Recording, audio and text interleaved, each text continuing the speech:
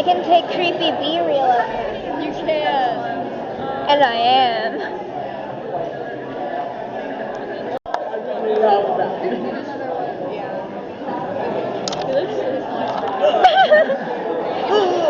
I've been filming creepy B-reel of you. You're like a dad right now. Yeah, I do feel like. You're doing great, channel. Yeah, very like found footage. No, exactly, very found footage. Like, yeah, my dad is making me a found footage video, and then also like we're all gonna die. I love that. It's like how we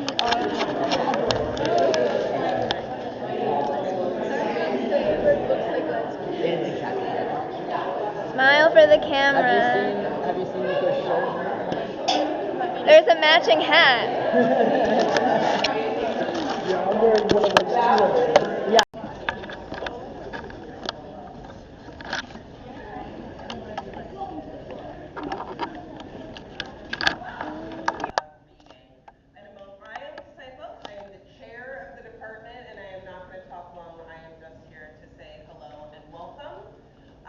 On your way out, if you are a faculty, staff, or student, please scan the QR code that is on the bar for Landmark Experience Day, just letting us know that you attended the event.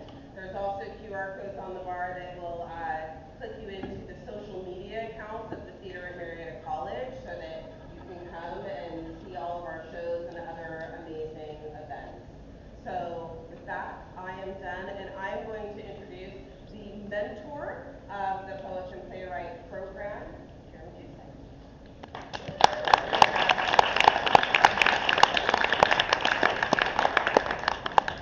This is incredible. Thank you all for coming tonight. It's very important to support the students here that do amazing things. This program has been going for 5 years, and while I was prepping for this, I was talking to a friend of mine, and I was looking at some of the numbers behind the program. In 10 years, we've had 10 students go through the program. For 5 years, we've had 10 students go through the program. I put in about an estimated 500 hours. Donors have donated $5,000 to the students. The students themselves have put in a combined 1,700 hours estimated over the course on average since the beginning. And they've produced more than 2,000 pages of copy over the course of that time. Now, I asked them to do a lot of work in the summer. They can complain about it if they want. You should corner them and ask them. They spent the goal is to spend about 20 to 25 hours throughout the summer for 8 weeks doing something intensely, something that's worth doing, something that when you're done writing, you know how to communicate better, and you're more confident coming out. And I think that both students this year did exactly that. What you're going to see tonight is the end result of a lot of work, a lot of poems that were killed, a lot of poems that were agonized over, a lot of poems that became other things, and other things that became poems. And every range of emotion was exhibited by both of these writers tonight. They put a lot of effort in. So again, thank you for showing them the support. I am going to introduce our first reader of the night. The reader is Quail. And I would like to say that Quail has already finished publishing his first poem. So,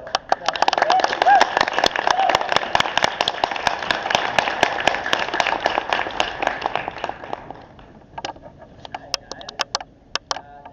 As you know, my name is Quail McKay. I have 7 poems for you all tonight from this fellowship that we did. Finn and I worked really hard over the summer. We put in a lot of hours, we spent a lot of time, and I'm really, really proud of both of us for all the work that we put in. Your big outside voice, please. Big outside voice. Hello, everybody. We put in a lot of work. It was hard, and you should appreciate that. What I focused on mostly for my themes in the poem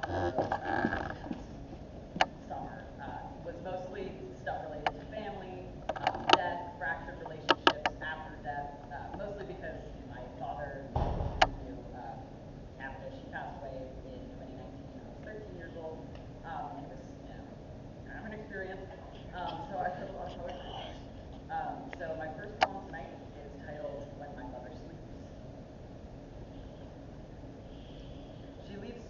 dad.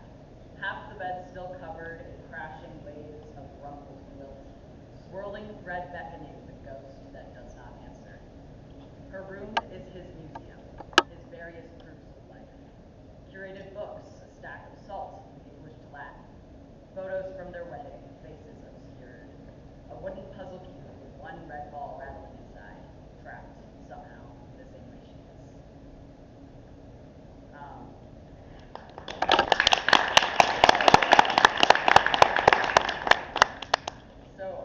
My second poem, I have been told by some of my peers that I've read it to, is a little bit of a doozy. But don't be afraid, it's fine.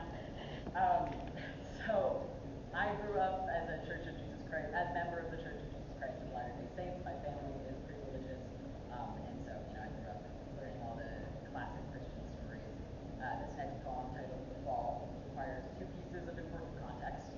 First is, if you're not familiar with the Christian told story, when Jesus was about to be crucified, he went to the Garden of Gethsemane and he prayed to God and felt the entire weight of all sin. It was like a really bad, rough time, basically. A moment of complete pure suffering before he did the thing that would exalt us all.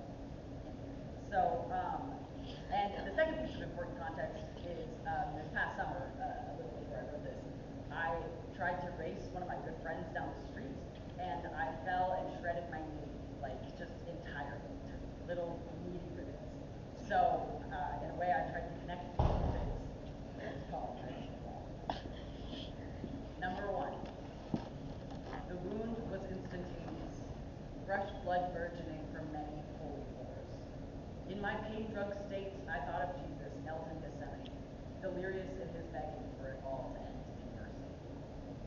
Number two, right before I hit the ground, I knew most things. Saw him watching with lawyer's eyes. Dad wasn't there to patch the gash, kiss the sin to complacency.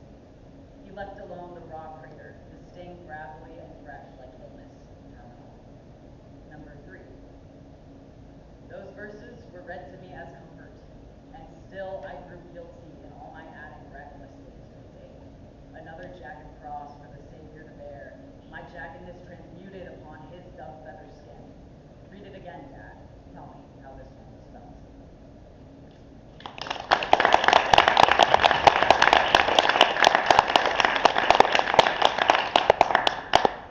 My next poem is titled Another Post-Smoke Shower. It isn't possible to get clean in a bathroom like this. I see constellations in the ceiling mold, hear the mice plotting against me through the vent.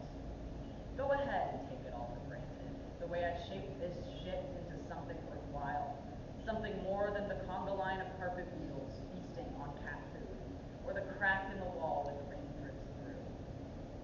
A dead man used this shower before me 6 years ago, and he might have been kind to me once before I turned to this way of coping in his absence. He did not teach me the theory of relativity, or how to get through the afternoon without crying, or how to wash myself in all that has burned me. How to get the sticky skin to apologize, the cracked and blistering crevices of my body to obey what I am begging for, to show my corpse the mercy it does not understand. Nobody cleaned out the grime left in the sink. It makes a rusty half-moon around the drain, a modern Borealis. I wanted to help it understand.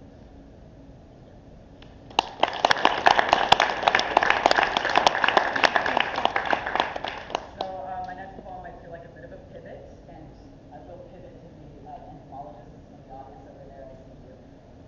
I am a biologist as much as I am a poet and English student. I love science. I love insects mainly. My favorite insect is the cicada, and over the course of this experience, I wrote maybe like 4 or 5 of my fully fledged developed poems about cicadas.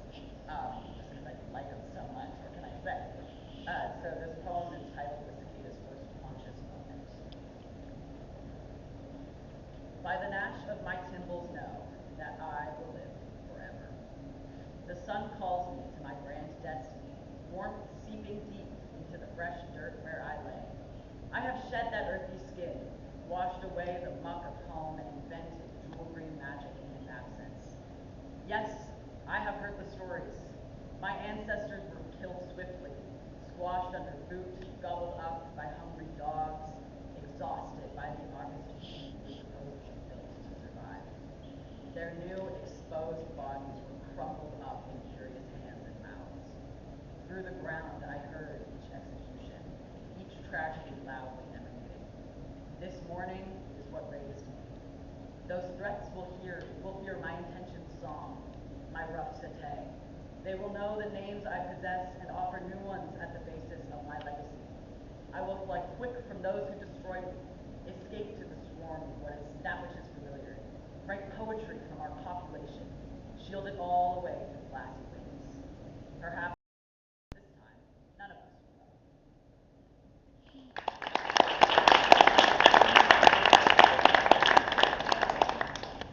After that, I have a shorter one. This one is titled Monkey's Paw, off of the titular early 20th century short story that I'm sure we all read in middle school.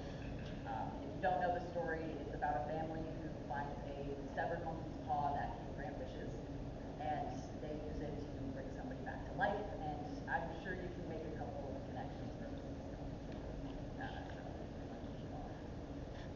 Dad comes back rotten, skin sloughing off in chunks. His eyes are cold stars burning great craters into my head. And still, he is ushered back in.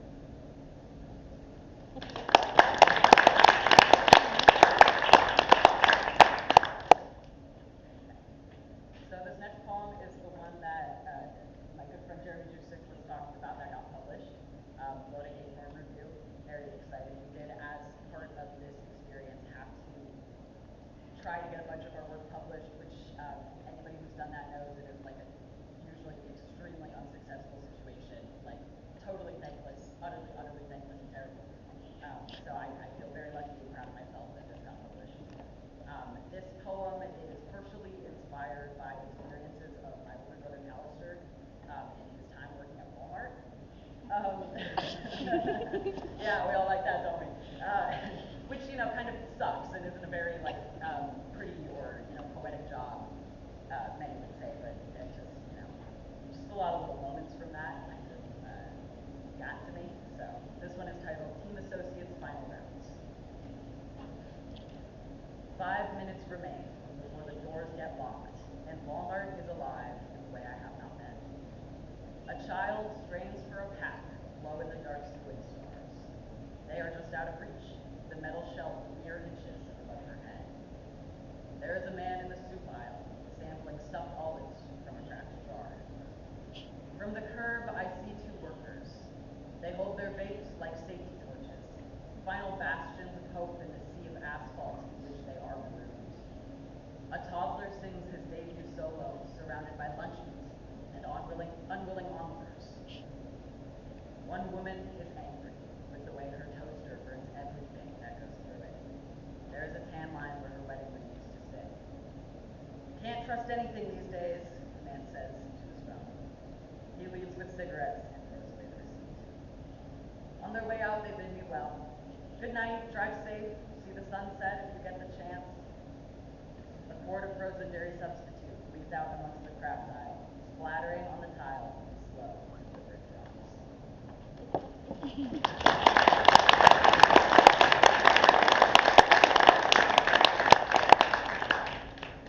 And then my final poem for the night is probably the one that I'm proudest of. It took a bit of work, and I wrote it near the end of the program. It definitely, so just to give you guys this story, the way it happened was my good friend Jeremy Jusick told me, you need something else. Like, you need another poem in your work to tie these themes together. And I was like, okay. So I wrote a poem, and then I sent it to him. How's this? He responds, please change, all of these things. It's like I woke up to, 17 notifications of notes on it. And I'm making you look really bad. I'm sorry. But it was definitely a little bit of grief, but I'm very happy with how it turned out. An important piece of context for my final poem is the fact that when my dad passed away, I got my first ever phone, his old phone, which, a nice consolation prize, I suppose.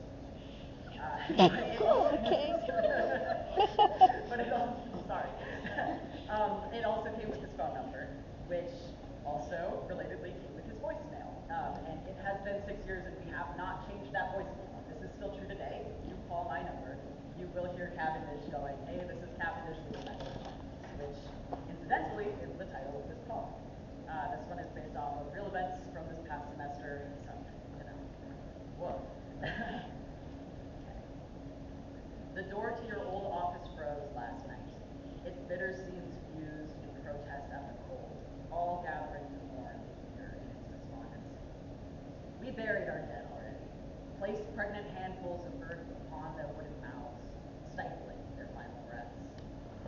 Your living relies on our consent, our desire to keep the corpse around, and Dad, know that I would keep your fingers in my freezer, thaw them nightly to feel your touch, or at least the framework of it. Maybe I already am. I inherited your number, and 6 years later, you still redirect my calls. At a party, I told a girl there was a dead man in my phone. Give me a call, you'll hear him speak. But her phone was lifeless, black screen reflecting the fraternity's twinkling lights. Drunkenly, she handed it over, and its whole body told me nothing. Thank you so much.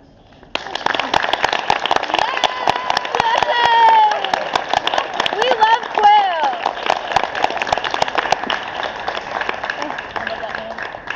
Please give it up for Quail McKay one more Oh, time.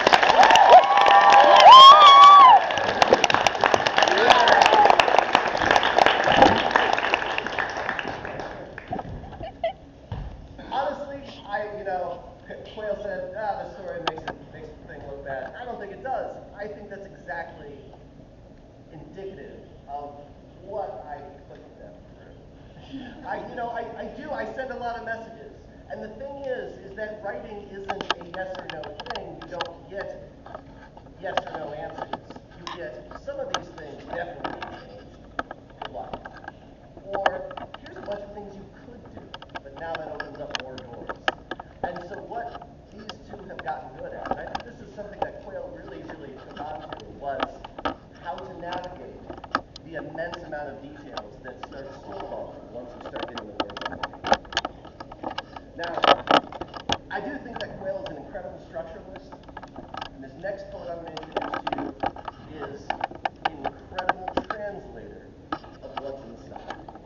Communicating what's inside is not easy.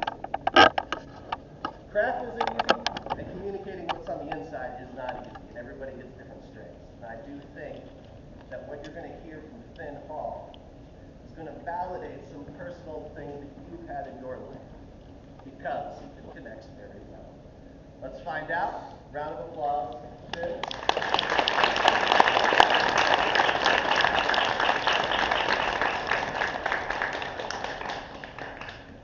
Hello. You all know my name. I'm Finn Hall.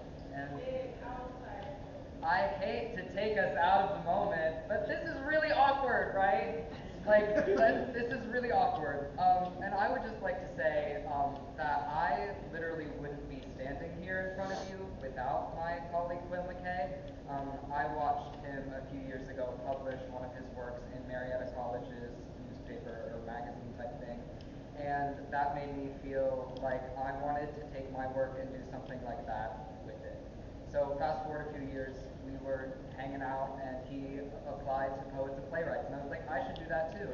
So we applied to it together and we worked really hard together. And now we're here reading to you. And many things have changed, but our writing has stayed through and stuck it out. So that's a really beautiful thing, I think.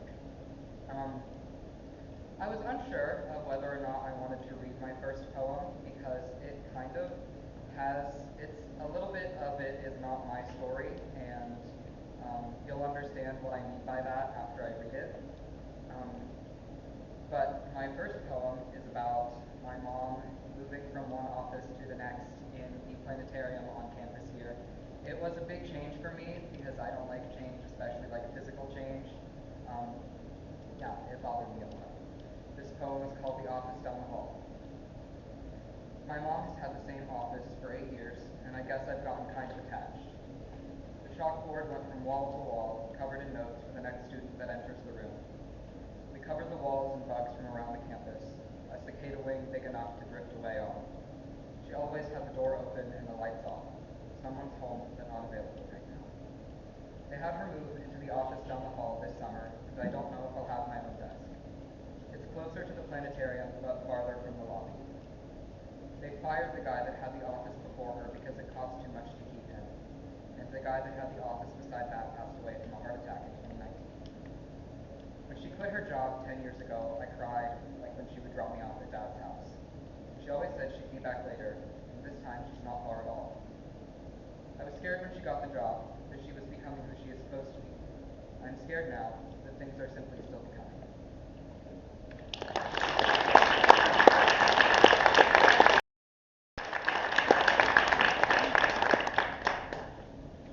My next poem is about a really touchy topic, and I'm not going to tell you what that is right now in front of all of these people, but if you would like to know more, feel free to ask. This is about someone who used to be in my life who I no longer see, and we had a really bad, horrible, relationship dynamic going on. It was terrible. This poem is titled Information Technology. Charlie's hands were very mechanical, cold and precise on worn flesh compared to the robotic insides of an external hard drive. Peeling back the first layer of metal, probing into the power connector, intent fueled by rummaging hands, hot breath on a goosebump neck. Hands reached up into empty spaces where he crossed wires that shouldn't be touched. Little cities made of logic boards, destroyed by an act of greed. He offered advice, unscrew the spindle, finger the ribbon cube. He liked to watch, and sometimes he didn't take it part. He just played.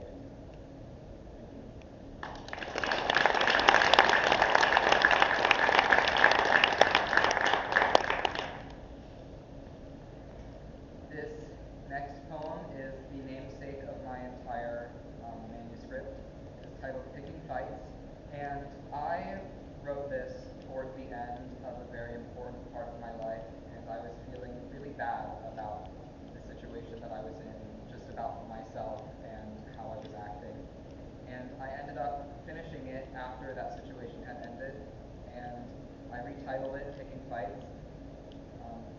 It's important to note that I titled it Picking Fights because I feel like my entire manuscript weaves together the turmoil that I experience with everyone in my life. I feel like I'm always picking fights with someone. So this is Picking Fights. I will never write poetry as well as you write a love letter. You will never see me as anything but eloquent. Both of these things can be true at the same time. Forgetting the flowers when hitting the raccoon does not kill the flowers, it makes roadkill. I'm sorry I bought you on buying fresh oysters. I was scared of the carcass, but you'd do the shucking. I wished your standards were lower than mine.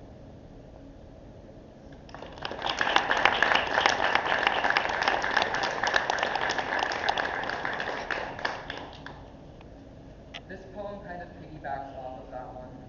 There's a moment in between these poems where my manuscript kind of shifts.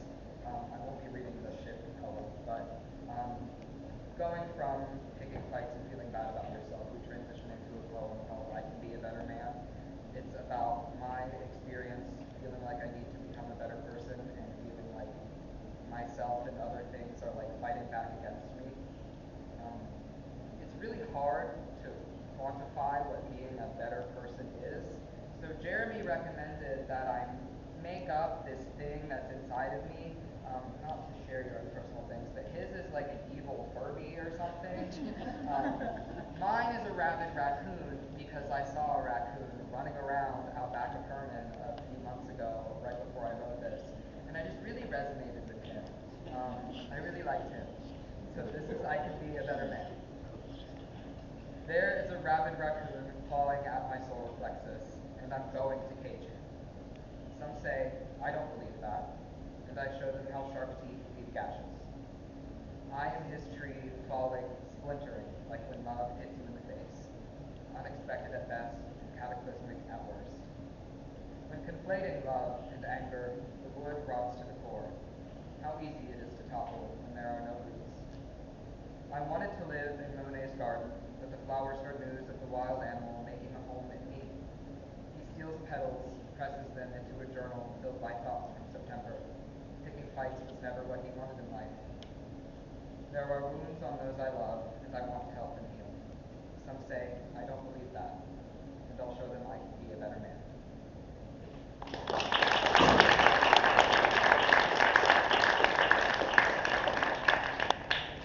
This next poem is one of my sweeter poems. I'm very excited to read this one because it is about my very best friend, Miss Judy Cade. She has been one of my only constants through college at all. She was in my major of music education before the school decided to do away with that. And we were the only two people in our major that actually stayed at this school, so we've been like besties ever since. She even lives with me on the off times of school. It's great. I love her so much. This poem is just tells my feelings with her. Thursday night. My best friend drives me to the store. A Bare Minerals lipstick rolls around in her trunk. We bought bags of salad, but we'll be back out later to get ice cream. The light shines through the window and glosses her honey blonde hair. She plays songs I haven't heard and sings along as if I'm not there with her. I admire her driving, her careful turns moving me back and forth and back, swaying like if we were married, dancing in the kitchen. I sip from her cup. She rolls the windows down, then presses on the gas.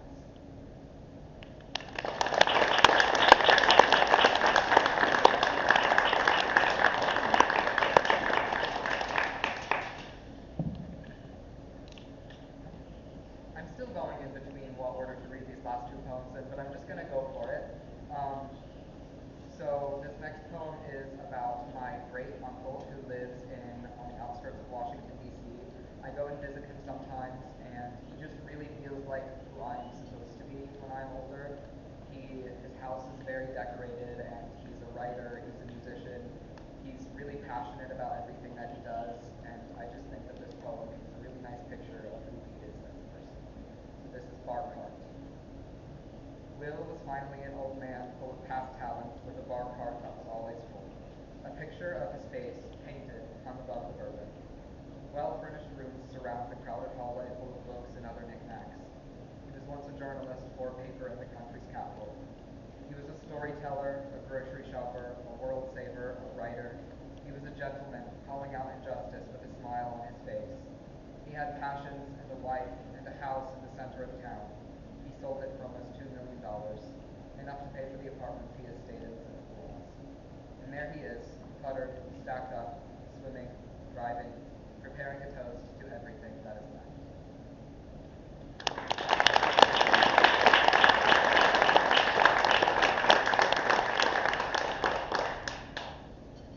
My final poem tonight was written pretty early on in the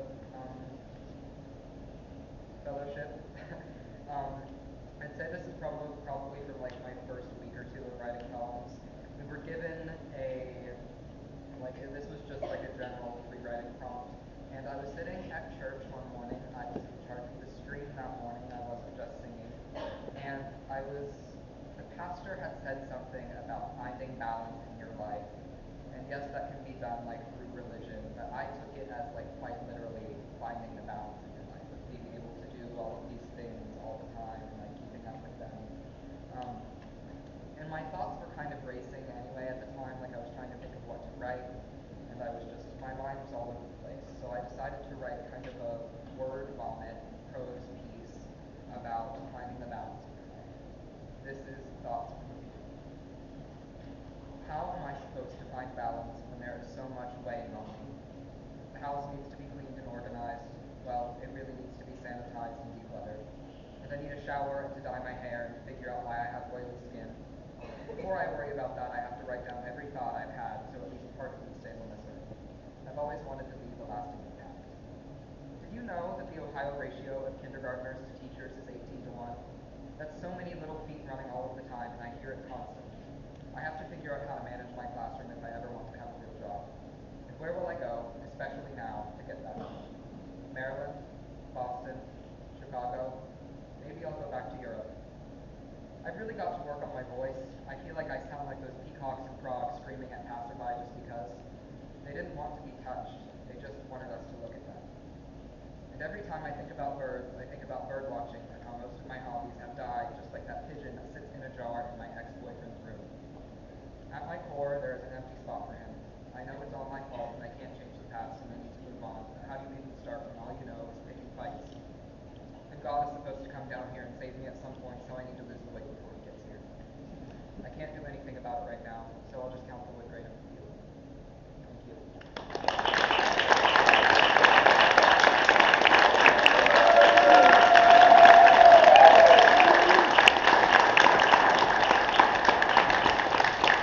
One more time for Finn Hall.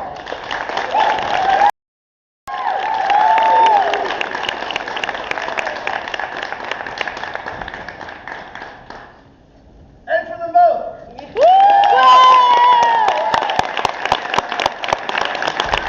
I like when you say those words. All right, so here's what's going to happen. I'm going to give them 2 chairs, and then they're going to answer any questions you have. We're going to have a brief Q&A.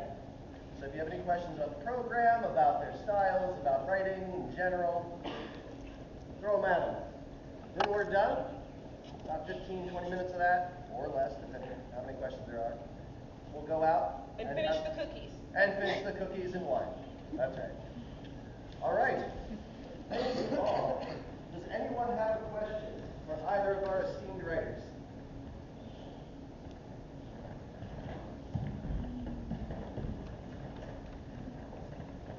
We have one over here. Yes. I am working on a bunch of different writing things myself, and I thought you wanted to get published a while back. So what is the best advice you think you got from this fellowship about writing, about the process, about maybe writing about uncomfortable things? Either one, I don't know.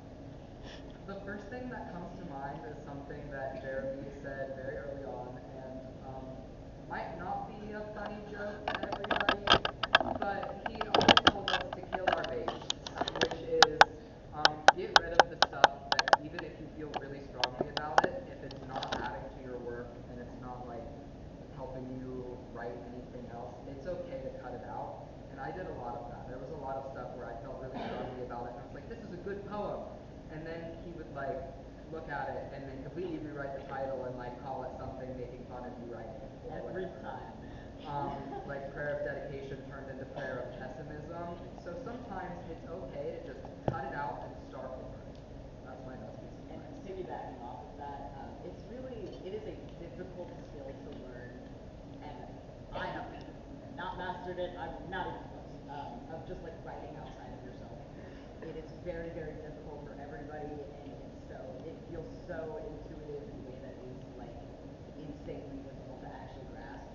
But it's important to like see your own work as just work and not your expression of your emotions, because then that allows it to be more. So I wouldn't say the word is palatable, because not everything is palatable, but it's important to like make it transmute.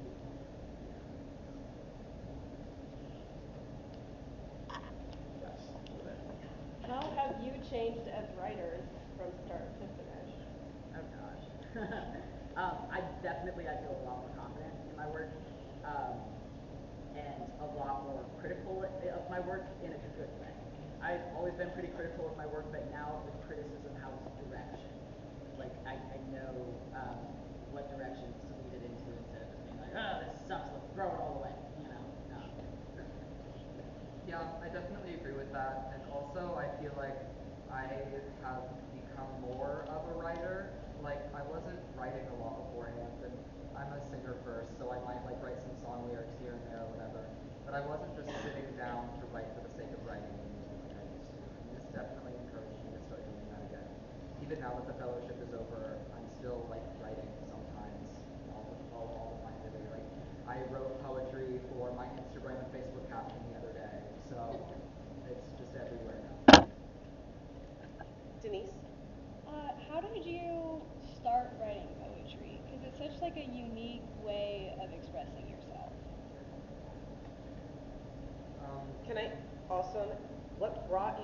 poetry? Because it's a pretty dead art, yes?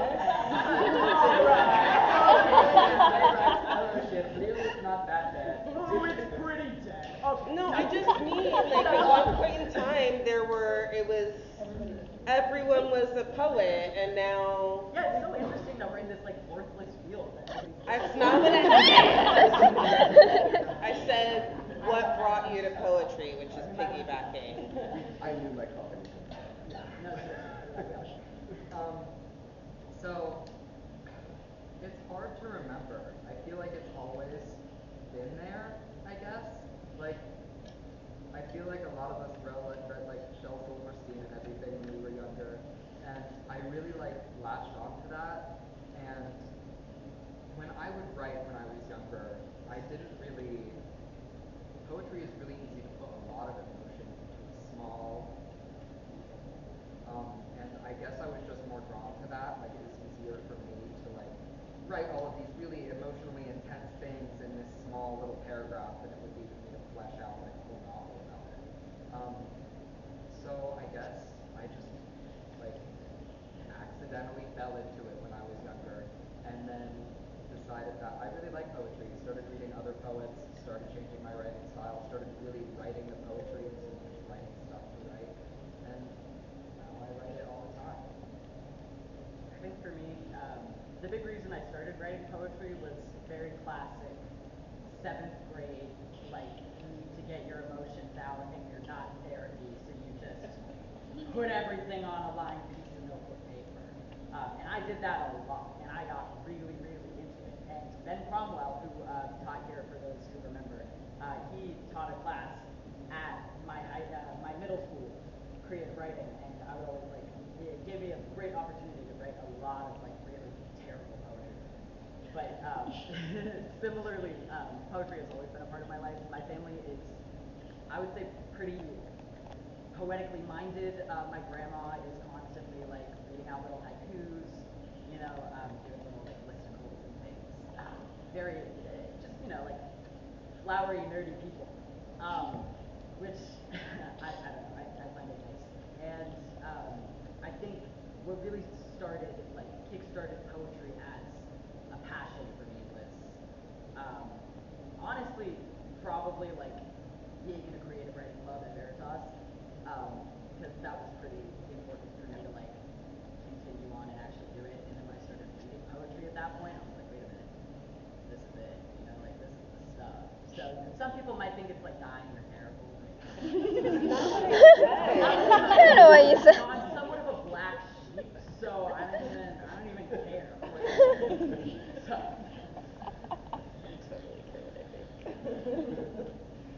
Anyone else? Question over here. This question is for Finn. How does it feel to be the only person in the world that's ever described my writing as careful? So I actually read this to Derek, and he laughed when I got to that part. But this was, you have to keep in mind, I wrote this before I got my license. I'm 20 and I only got my driver's license a month and a half ago.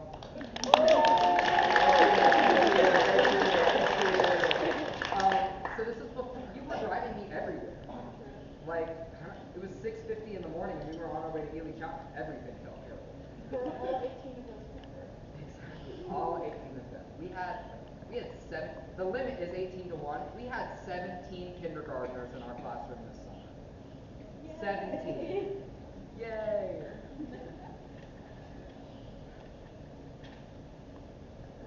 For both of you, after having gone through this experience, would you recommend it to any of the other students to apply for this semester? Absolutely. Absolutely, 100%. yeah. I do think you have to be ready for you to hate every single thing you put down. You do. And I mean that genuinely. It's like, I think everybody should be writing poetry. Everybody in the world should be trying their own arts out, especially poetry, because it's a great way to express yourself. It's a great way of like, I don't know. It's really fun. It's really fun. But you really have to be willing to look at your work and appraise your work, and like, get into the nitty gritty, because like he will not let you out unscathed. And I mean that loving. It's the best experience I've had, probably, for like my career in terms of like wanting to be a future writer. I genuinely think I am so much better at what I'm doing because of this experience and because of the people I did it with. So thank you guys for that. But like, genuinely, I would say, Yeah, I can piggyback off of that. Lovingly, of course. There may have been some times where Quail and I complained about feeling like we hate all of our work and being told that we needed to change everything. But guess what? It made us better in the end. It's important to do all of that work. And it's honestly better when you have someone with you that you can like bounce stuff off of. Like I'm really glad that I was able to do this with someone that I could like speak to the entire time throughout the process because it made me feel better and like I'm sure even without another person to do it with, ask all those questions to Jeremy and he will answer them. Go complain to him about himself and he won't. that's his whole job. Yeah, pretty much in this situation. And for students who are interested in applying to Poets and Playwrights, also for all of you who said, where is the playwright? We did not have one this year, but the name of the fellowship is Poets and Playwrights because we typically have one poet and one playwright who work with Jeremy over the summer. But, Yeah, we're just geeks. huh? Yeah. We're just geeks. Sorry, like I said, I don't write big bodies of work. But this past summer we had 2 poets, but the fellowship is usually opens in spring. And it is obviously open to theater students, English students, students who want to work on poetry, students who want to work on plays. And yeah, in our 5th year, so we've had a lot of success. We have produced some of the plays that have come out of Poets and Playwrights. And it is all funded typically by alumni. Alumni are funded, so if anyone wants to donate to Poets and Playwrights and help this going for future generations, you can talk to me. Do we have one more? I have one specifically for Quail. So your poem about the cicada, Yeah. is this specifically the periodical cicadas or the dog-day cicadas? Yeah, I'm so glad that you've asked. I'm so glad because we did have to have a conversation about this, Jeremy and I, when we were doing the poem. It's like what kind of. So in the poem specifically, for those who aren't aware, I don't know if anybody's not aware. You know, you get the yearly dog day cicadas, and then there's the cicadas that come over periods of time. So you have cicadas that are like in the ground for 25 years, and then you get those big cicada blooms. You know, when that happens, it's like they're all over. Like so, pretty cool. I do enjoy the periodical cicadas very much, but this was more of a dog day cicada situation, as it's sort of like I think that translates better for an ancestral knowing what has come before and thinking maybe you can change it, even though you didn't have to, you know, necessarily is like that cicada isn't gonna live forever, you know what I mean? But like he's gonna be here for the summer, but he comes back next summer. So I don't know. I just think it's kind of fun to think about, specifically with the dog days. So yeah. So. Any more? 2 more. Okay, so there are so many outlets of expression, especially for emotional pieces and speaking out your emotions, you know, talking about them, journaling them, writing music, writing lyrics, making physical art, things like that. What about poetry kept bringing you back? And is that your preferred outlet of emotional expression, or are there other things that you use as well?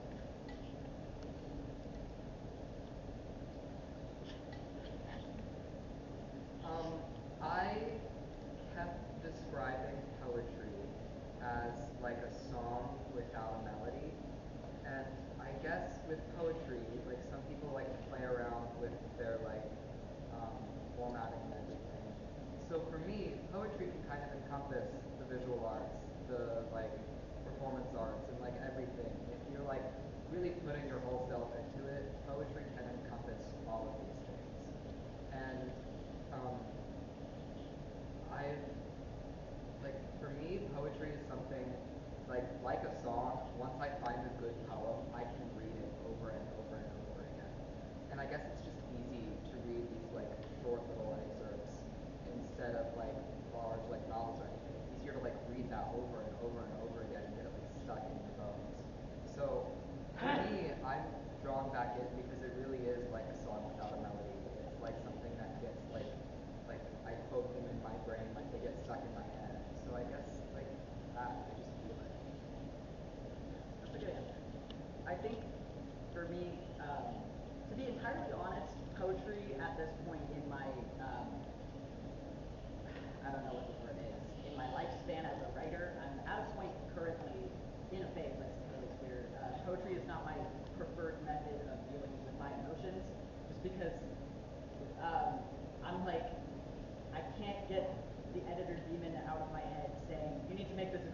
that's not targeted at anyone. But so like, I don't know, I've been really focused on, uh, usually like when I have an issue, I would journal about it before I poem about it, you know what I mean? What I like about poetry, what keeps me coming back to it, is the fact that it's an art form where it doesn't tell you everything. You kind of have to search around. You have to get the bits and pieces that the poet offers you, and then expand on that your own. I also like the fact on your own. I'm a big fan of the fact that poetry allows for a conversation between the reader and the one who wrote it. Like these poems that I wrote, you know, like the poems that I shared with you guys today, the second that you heard them and understood them, they weren't my poem anymore. You know what I mean? They were your poem, in a way. Because everybody's individual meaning of it will be different than what I intended. You can't possibly know all of the little like bits and pieces and details that I put into there. And I think that's kind of beautiful. As an English major, as a person who really focuses a lot on trying to like wheedle my way into what the author was trying to say here, I think it's really important to have those art forms where it's like, you know, let's put all these little sticks down. You have to count them and make them in your own possibilities. Like my understanding of a poem would be entirely different from somebody else's understanding. There were plenty of times over the course of the fellowship where Finn and I would be reading poems. We read a lot of poetry during this time, often together, and we would have different perspectives on what we wrote, like what we read, what we wrote, and I think it's, I don't know, I think that's one of my favorite things about poetry is the fact that it is like, there are so few art forms that can so perfectly encapsulate the particulars of human emotion, and I think the fact that poetry doesn't literally state that out is the only way that it works, if that makes sense. So, I don't know, I just kind of like it. Speaking of reading poetry together, at one point we pulled out all 3 of Jeremy Jusik's poetry books and read them together, and they are still sitting on my desk. Yes, we did. And we never told you that. Surprise! You needed the stress relief of like, he should have used a different word. I wasn't going to say that. Extra critical. I hope so. That's the only. And for future students in the Poets and Playwrights thing, we have copies of all of his books. We do. So feel All free of to mine come are to us. signed. They're all signed. They're all signed. So feel free to come to us, and if like, you know, if you want, like, yeah. If you just want to tear them apart. We're here. We're here, and we know. You know, so yeah. All right, I think we're gonna end right here with our last one. Okay, I was kind of debating whether or not I was going to have a question, and then the idea of forcing Quail to answer something allured me too much to not to. So, I feel like ever since I learned how to write, I've been writing, and obviously one of those is poetry. So I'm just wondering, because I've personally flip-flopped my entire life, do you go into the poems, like when you go to write a poem, do you go in having the emotions and then seek to write out a poem? Or do you start with the poem and then you have to force out the intention behind it? Is it the emotions first, or do you need to pull those emotions out because you need to write a poem? Yeah. Purely just for your own enjoyment, not whatever this guy is forcing you to do. When I'm not in the twisted inner machinations of Jeremy Jusik's literally his terrible labyrinth of torture. And I say this lovingly. Sorry, we're getting too into this joke. We had a great time last night. I love Jeremy. We love Jeremy. We're just very committed to the bit. So I would say usually I start with a feeling. Something has to happen. There is always an inciting incident for every single one of my poems. Every single one. Like the one about my dad's voicemail. I only wrote a poem about it because I had an experience where I went to a frat party and I told a random girl, "Hey, my dead dad's in my phone. Do you want to hear him?" So it was just a one-off conversation. It was related. It was a related situation. But it was very much yeah, let's take a listen. And we all crowded around and listened to, "This is Cavendish McKay, leave a message." And it's this pit bull singing in the background. What are we doing? You know what I mean? And it's I don't know, I think this sounds so cheesy and lame. I'm gonna say so cheesy and lame. It's when you're living the experience I do. I'm just saying, it's like if you spend your time looking for moments of poeticism, you will find moments of poeticism in literally everything our lives. So like if you have the poet's mindset, like if you're holding a hammer, everything's a nail. And that's how it is to be a poet. Everything's a nail. And buddy, you've got a hammer. So I don't know. This is just, yeah. It's true, I do have a hammer.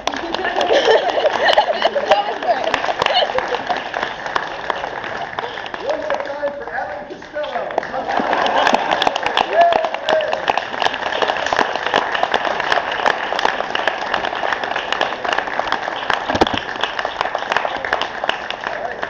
I'm sure both of them will mingle out in the lobby if you'd like to ask more personal questions